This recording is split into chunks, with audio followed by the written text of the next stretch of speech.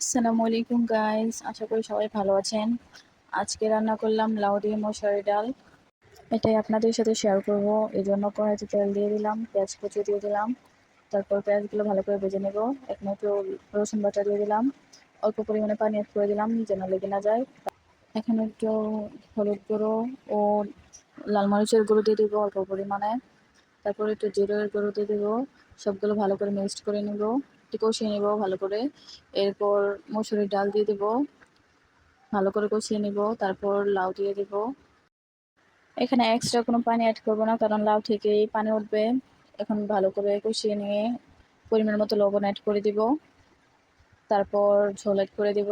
ঝোল অ্যাড করে 10 থেকে 15 মিনিট ঢাকনা দিয়ে ঢেকে দিব।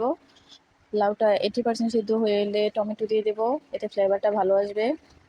এখন কাঁচামরিচ দিয়ে দিব। এখন রেডি হয়ে গেল আমাদের লাউ দিয়ে মসুর ডাল রেসিপি। Thank you everyone.